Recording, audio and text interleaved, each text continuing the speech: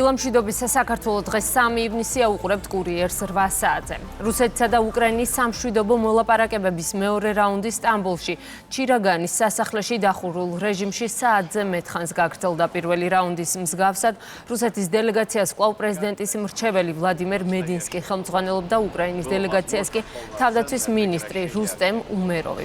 მედინსკის განცხადებით, რუსეთმა უკრაინას ომის დასრულების პირობების შესახებ მემორანდუმი გადასცა. დოკუმენტი ორი ნაწილისგან შედგება. პირველი ეხება გრძელვადიანი მშვიდობის მიღწევას, მეორე კი ცეცხლის შეწყვეტისთვის საჭირო ნაბიჯებს. უკრაინა ტექსტს 1 კვირის განმავლობაში შეისწავლის. თავად უკრაინამ მისი მემორანდუმი მოსკოვის მოლაპარაკებებამდე გადასცა. რუსეთი და უკრაინა შეთანხმდნენ სამხედრო ტყვეების გაცვლაზე. უმეროვის თქმით, საუბარია მძიმედ დაჭრილი და მძიმე სნეულებით დაავადებული ტყვეების, ასევე 18-დან 25 წლამდე ასაკის სამხედრო ტყვეების გაცვლაზე. თითოეული მხარე სულ მცირე 1000 ადამიანს გაცვლის. გარდა ამისა, შეთანხმდნენ 6000 ფორმულით დაღუპულთა ცხედრების გაცვლაზეც. ასევე უკრაინის დელეგაციამ რუსეთს გადასცა 329 ბავშვის სია, რომელთა დაბრუნებასაც ითხოვს. უკრაინის დელეგაციამ განაცხადა, რომ რუსეთმა უარყო მათი შეთავაზება უპირობო ცეცხლის შეწყვეტისა და სამშვიდობო პროცესში ამერიკის შეერთებული შტატების უფრო აქტიური მონაწილეობის შესახებ. მოლაპარაკებების შედეგებს ეხმაურება უკრაინის პრეზიდენტი ზელენსკის თქმით, რუსეთი მზად არის მხოლოდ 2-3 დღიანი ზავისთვის, რათა საბრძოლო ველიდან ჯარისკაცების ცხედრები შეაგროვონ. მე მიმაჩნია, რომ ისინი იდიოტები არიან. ხედავთ მათ განწყობას ომში, მათთვის ეს მცირე პაუზის საკითხია, განაცხადა ზელენსკი.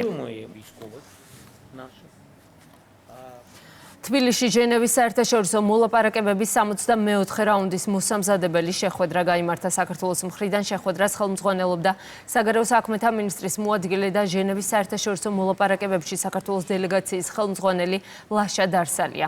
შეხვედრაზე ხაზი გაისვა ჟენევის საერთაშორისო მოლაპარაკებების ეფექტიანი ფუნქციონირების მნიშვნელობას, რომლის მომდევნო რაუნდი მიმდინარე წლის 25-26 ივნისს არის ჩანიშნული. შეხვედრაზე ყურადღება გამახვილდა რუსეთის მიერ ევროკავშირის შუამავლობით დადებული 2008 წლის 12 აგვისტოს ცეცხლის შეწყვეტის შეთანხმებით ნაკისრის საერთაშორისო ვალდებულებების შესრულებისა და იძულებით გადაადგილებულ პირთა უსაფრთხო და ღირსეული დაბრუნების მიმართულებით წინსვლის საჭიროებებზე.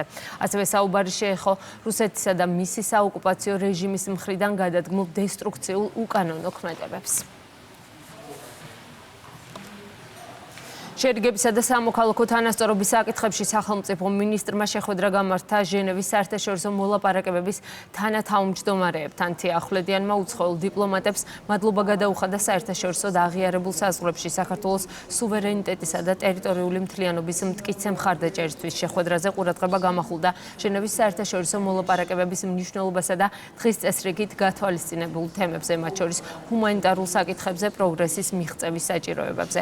მხარეები შემდგომი მჭიდრო თანამშრომლობის გაგრძელებაზე შეთანხმდნენ.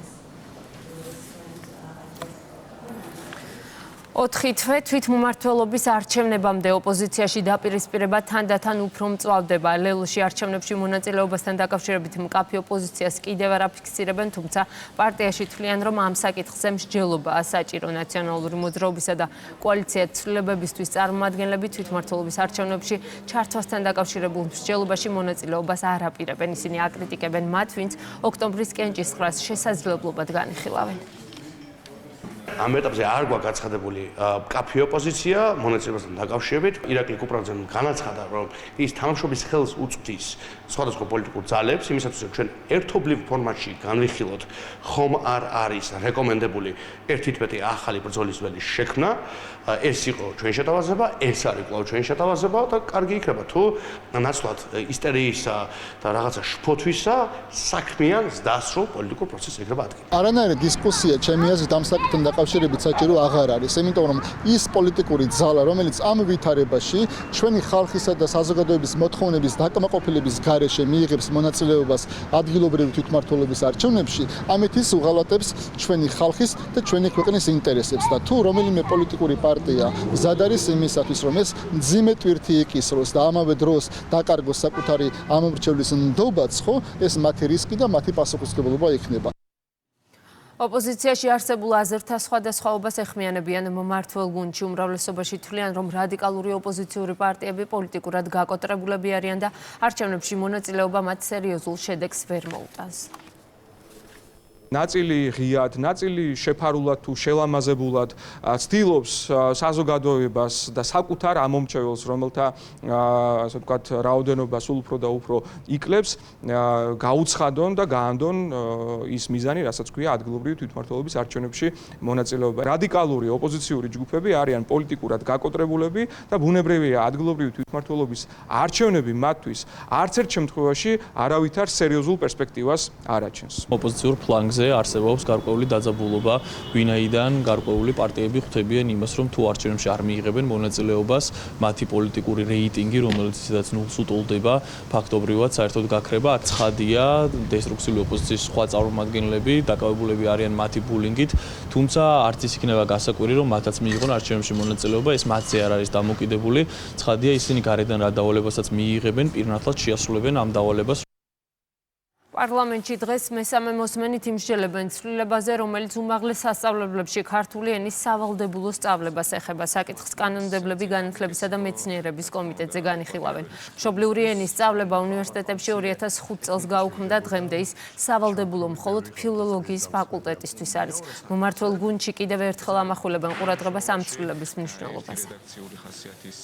მიმდინარე წლის სექტემბრიდან უმაღლეს სასწავლებლების პირველ საფეხურზე საბაკალავრო საფეხურებზე ყველა ქართულენოვან სექტორში უნდა დააბრუნდეს სავალდებულო წესით ქართული ენის სწავლება. როდესაც ასეთ პატარა ერზე, მის ენაზე არის საუბარი, აქ ყველანაირი ძალისხმევა უნდა განახორციელოს იმისთვის, რომ ენის პოპულარიზაციას ყველანაირად ხელი შეუწყოს და არა ის, რომ თავისი თანამდებობრივი მდგომარეობა გამოიყენოს, რაც ეს გაკეთდა 2005 წელს სახელმწიფო ენის საწინააღმდეგოდ.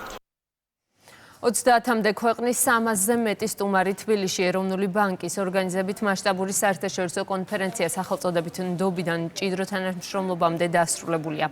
პანელური დისკუსიების მონაწილეებმა იმსჯელეს გლობალური ფინანსური სისტემების, მონეტარული პოლიტიკის, ახალი გამოწვევებისა და ცენტრალური ბანკების როლზე რეგიონული თანამშრომლობის განვითარებაში. კონფერენცია ლარის იუბილეს მიეძღვნა, შეგახსენებთ, ეროვნულ ვალუტის მიმოქცევაში შესვლიდან 30 წელი შესრულდა. საქართველოს ეროვნული ბანკის ლიდერის როლი საქართველოს ეკონომიკის შედეგების მიღწევაში არაჩვეულებრივად პოზიტიურია. თუ შევხედავთ ინფლაციას, ეკონომიკურ ზრდას, საბანკო სისტემას, ზოგადად ინოვაციებს, ნახავთ, რომ საქართველო განაგრძობს წინსვლას. დღევანდელ რეალობაში, როცა გლობალიზაცია საფრთხის ქვეშაა და ადგილი აქვს დანაწევრებას, საქართველოს შეუძლია ამ სიტუაციით ისარგებლოს და რეგიონალიზაციის ცენტრი გახდეს. საქართველოს ეკონომიკა მიმზიდველია და მაშასადამე ის მოიზიდავს სამეზობლო ქვეყნებთან თანამშრომლობას, რომლებიც მასში კარგი ეკონომიკური შედეგების კარგ მაგალითს ხედავენ. დიდი შთაბეჭდილება მოახდინა იმან, რომ ინფლაცია ძალიან დაბალია, ეკონომიკური ზრდა ძალიან მაღალი, ასე რომ წარმატებული სტაბილურობა გაქვთ გაცვლითი კურსის და სავალუტო ბარიერების მხრივ, რაც ძალიან მნიშვნელოვანია. იმედია გააგრძელებთ მაღალ ეკონომიკურ ზრდას, აღმშენებლობას და ბევრ ქვეყანასთან გაღრმავებულ ეკონომიკურ ინტეგრაციას. თბილისში ზაზანოვას ბაღში კლასიკური მუსიკის ფესტივალის გახსნის საღამო გაიმართა. ფესტივალის სიმფონია ძველუბანში საქართველოს კულტურის სამინისტროს მხარდაჭერით ხორციელდება და მის ფარგლებში 2 თვის განმავლობაში როგორც ცნობილი, ასევე დამწყები მუსიკოსები კლასიკურ მუსიკას შეასრულებენ.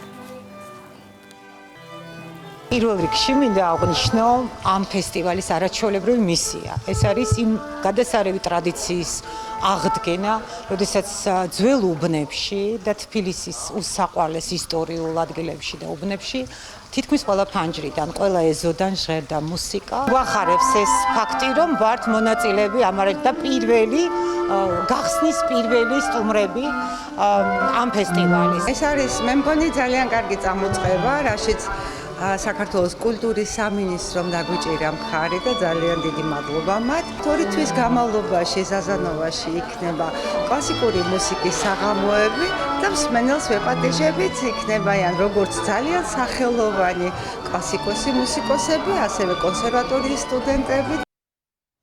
ასეთი იყო ახალი ამბები ამ დროისთვის. დღის სხვა სიახლეებს შეგიძლიათ გაეცნოთ ჩვენს ვებგვერდზე rusaviori.gr. განახლებული ინფორმაციით დაგიბრუნდებით 9-ზე.